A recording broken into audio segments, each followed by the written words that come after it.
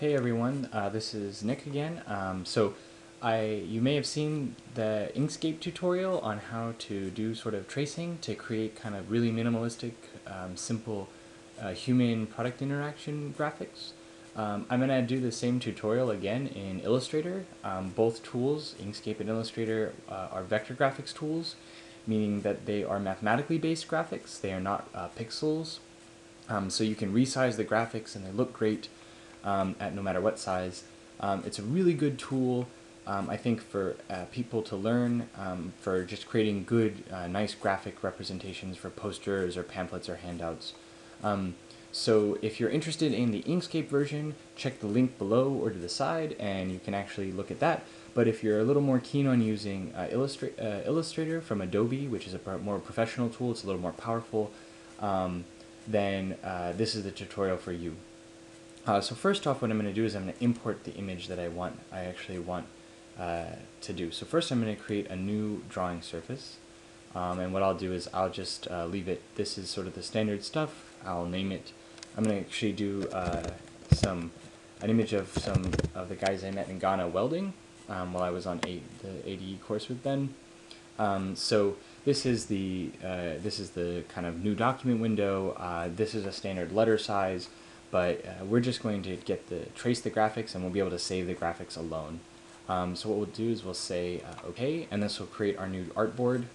And then what we can do is we can actually import or place an image on this this drawing board. And so what I'll do is I will place and I will actually choose an image from the desktop, and I already have the image ready to go. It's this welding image, which is a JPEG, and we can place it on the drawing board, and you'll notice that now it's here. We can move it around. If you wanted to, you could resize it, but it is a graphics kind of, it is a raster graphic, so it will get more pixely as we make it bigger. But this is fine for now, so what we'll do is we'll start actually doing the tracing. So the big tool when you're doing tracing is to use the Bezier curve tool. And so this Bezier curve tool is this pen tool over here, and when we select that, we'll actually get our pens, and what we can do is we can start tracing around, for example, the welding mask, and we'll lay down a point, and you'll notice that I'll actually pull out a straight line if I just click, so we'll do a straight line there, and if I hold, so if I click there, and I hold, then what I will do is I will actually create a curve, and I'll create this Bezier kind of leader tool, and that allows me to add curvature and a little bit more dimension to my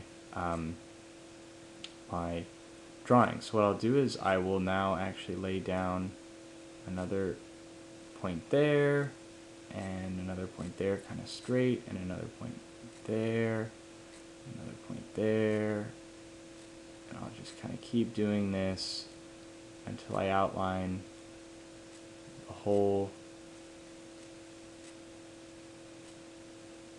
mask.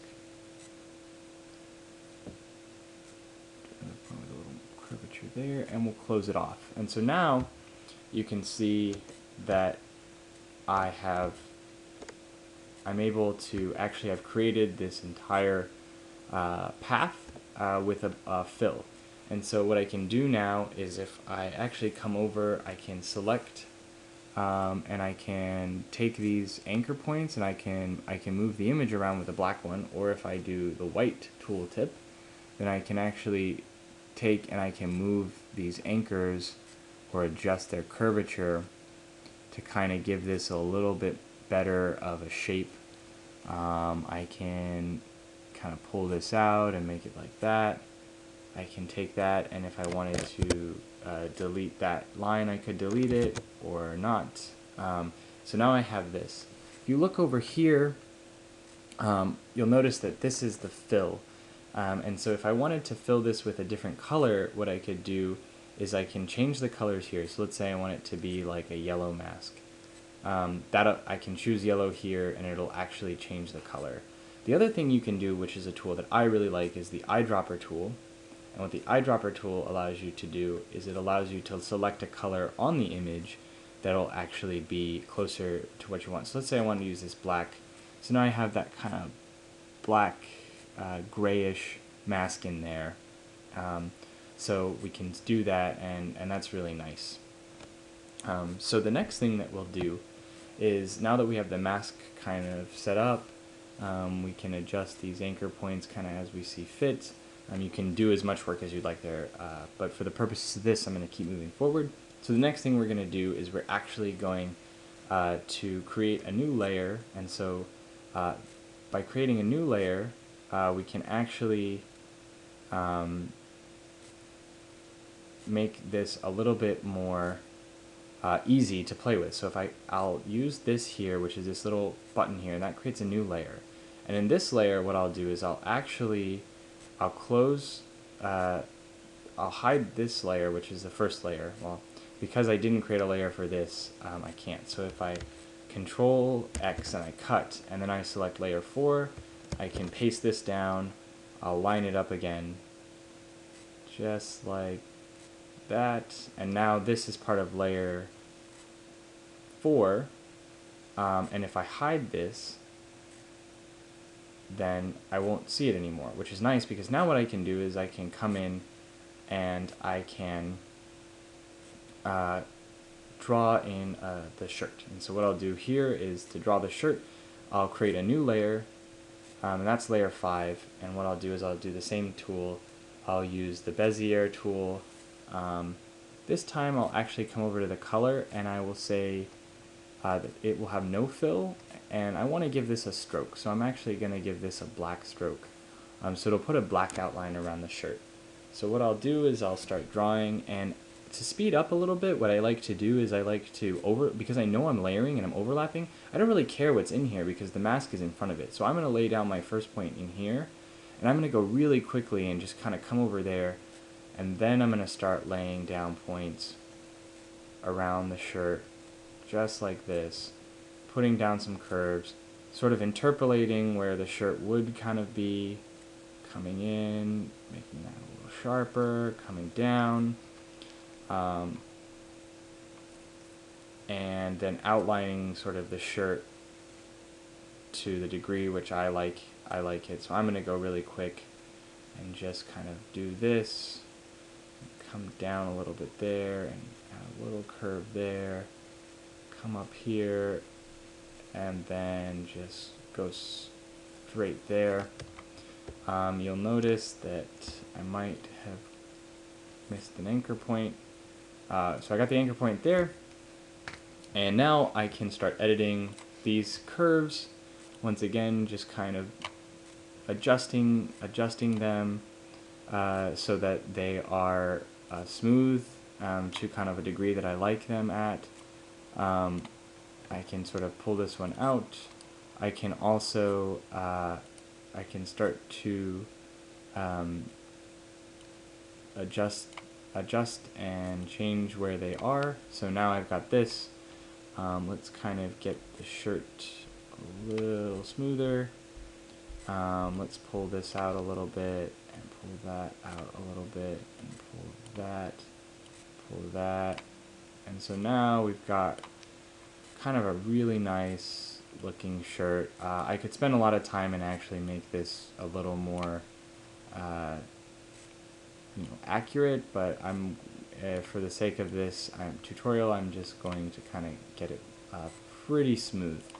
Now what you can do is you can use the eyedropper tool again to fill it, and so now when you come over here with the fill, instead you can select the fill up here, and what you can do is you can select the eyedropper, and let's say we want to make it maybe this kind of reddish, sort of maroon, and now we have this maroon shirt, and if we come back to the stroke, we can give it a black stroke.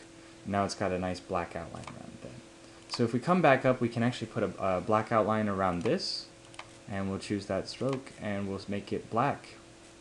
And so now we have sort of these nice outline components. The nice thing you can do with this is that now you see that the mask is in front of the shirt, so it's nice and layered.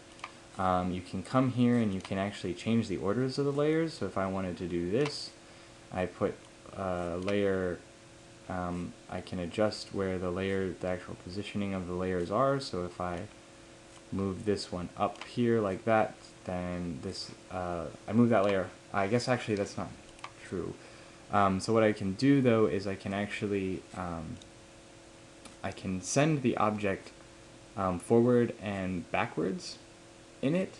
And the way that I can do that is with another tool which will allow me to select the position. And so I have to find it. I haven't used it in a while, and I believe it is, oh, where is it?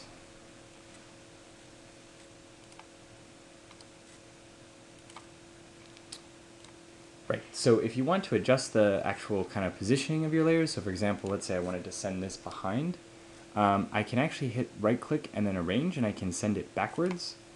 The other thing I can do is I can take the layer and I can move it in here. And so for example, if I take the shirt and I move it to the top as the top layer, then you'll notice the shirt will come in front of the helmet now. That's not actually how I want to do it, so I'm going to put it back to having the helmet on top. And so we can keep doing this and actually kind of create our graphics. So the last thing I'll do is I'll actually outline the arm really quickly to show you how to kind of do this. Once again, I'll kind of come up here and set the colors. I know I want my fill to be nothing, and I'll leave my stroke black. I'll come under the shirt like that so that I know because I'm overlapping it, and I'll start laying down some curves, and I'll just go really quickly to actually create something that is pretty simple. Add a little curvature to the hand, a little curvature to the arm, just to give it a nice natural sort of feel to it. And then we'll come back up straight, and then we'll close it off there. So now this path I can come in once again using the white tooltip. I can edit, so I can kind of edit where it is. And then I can use the filler to actually use the eyedropper tool, and I'll select some skin color there, and now it'll fill it in like that. And I'll come and I'll set the stroke back to black. So what I can do now is I can select this, and if I right click, so I happen to be working in the same layer. You can use in layer 5, so this is the helmet and the shirt. You can choose to work in layers, or you can choose to just go all on top of one, and what you can do is then you can right click and arrange and send it backwards. And if you send it backwards enough, then it should actually go behind the shirt. This case, this layer is actually in front, so I have to actually take my arm piece, so that's this, and add it to layer 4. And now it's in layer 4, so that's, I just dragged it in there. And now if I do arrange and send backwards, it'll actually come up on the shirt. And so I'll select this again. I'll add a little bit of stroke to the outside. Let's make it a black stroke, so we give it a nice black outline. And then now you can see that we have sort of this nice kind of really simple minimalist sketch.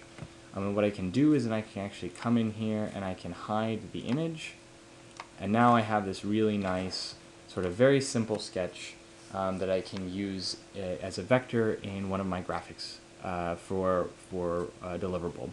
So the last thing I'll show you is actually how to save. So you can save, and it saves as either, these are the vector file formats, so they have all the mathematics in it. AI is the Adobe Illustrator, so we can save that there, and when you're working, I would save it like this. If you want to export an image, then as more of like as a JPEG or a bitmap or a PNG, you go to the export menu. So once again, that's if you wanted to print something out and you knew the size. Remember though that the vector graphics are always perfect, no matter what happens when you resize them. So for example, if I do this and I want to, what I'll do is I'll actually group these. I'll group these items. So if I right click, I can choose group. And now this is all one item that moves around together, and it will never get messed up. And then what I can do is I can actually scale it. I'm holding shift now to keep the perspective the same, but even if I make it really small, if I zoom in on this, I can actually see that the strokes are the same size, it's the same point, but the image is always the same. If I select it again and I zoom it up really big, then I will actually create a really nice big image that looks really good for all kinds of graphics and stuff.